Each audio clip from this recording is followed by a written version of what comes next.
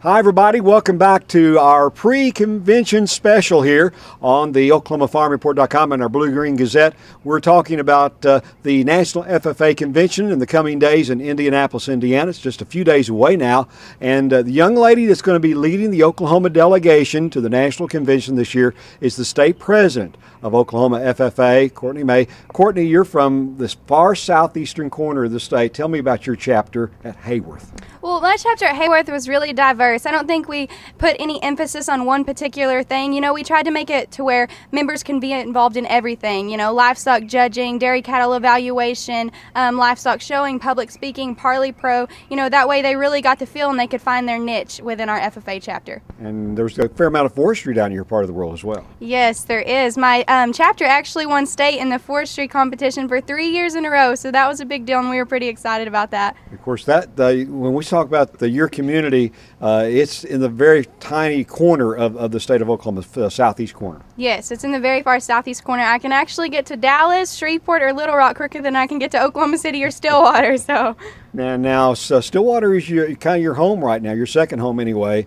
and you're second year at Oklahoma State University. Tell me about your activities there. This is my second year at OSU. I'm a sophomore and I'm majoring in ag communications. And my mom actually gets mad at me when I call Stillwater home every time I leave my home in Haworth and I tell her I'm going home. She says, "That's not your home." And Stillwater is actually 5 hours away from my hometown of Haworth. So it was kind of a big transition for me from small town of Haworth to Stillwater, and you have nearly 30,000 people, but I absolutely love it here at OSU. Let's talk a little bit about your half year thus far as state president. You were elected this last May by the state delegates at the state convention downtown Oklahoma City.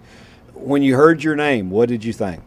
Oh my goodness, I remember thinking, wow, like this is such an amazing experience. And you know, I didn't even hear my name called. The only thing I heard called was from the Haworth FFA chapter. My knees dropped and my teammates actually had to pick me up and take me over there to Emily and put my jacket back on. But you know, this is something that you can only dream of, and I'm so blessed to have this opportunity.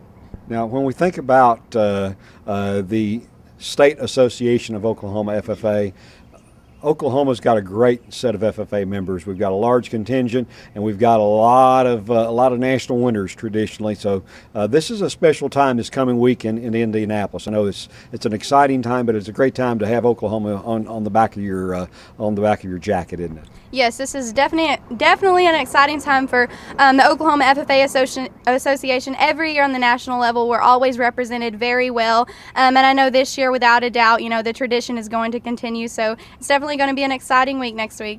Did you last year, as you were, of course, part of the state officer team and went a year ago?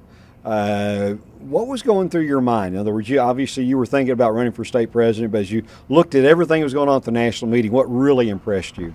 I think the thing that impressed me the most was, you know, how they go about all the committees and the delegate process. You know, I'd never been on that side of it, and as a state officer, getting to see all that and how it works, and, you know, us actually getting to make a difference in FFA, that was something that really impressed me, and I had the opportunity to be a delegate, and, you know, I never had that opportunity before, so I really enjoyed that. Now, this year, you know, as in the last few years in Indianapolis, downtown just covered up with blue and gold jackets. Covered with blue and gold jackets. And if you go into the mall or any store around, you know, the Conseco Fieldhouse, there's blue and gold jackets everywhere, and you're constantly getting stopped, you know, what does this jacket mean? What is your organization all about? And that's a good opportunity, you know, to inform people about FFA and agriculture and what it's all about. Did you count how many states you saw last year? I didn't count how many states I saw, but I'm pretty sure I saw just about all of them. Okay. Well, Courtney, best of luck to you this coming week, and best of luck to all the Oklahoma FFA members. Thank you very much. Courtney Maye joining us today from the Haworth FFA chapter and our state president of the Oklahoma FFA Association. She'll be leading the Oklahoma delegation officially to the National Convention in Indianapolis. On the Oklahoma Farm Report, I'm Ron Hayes.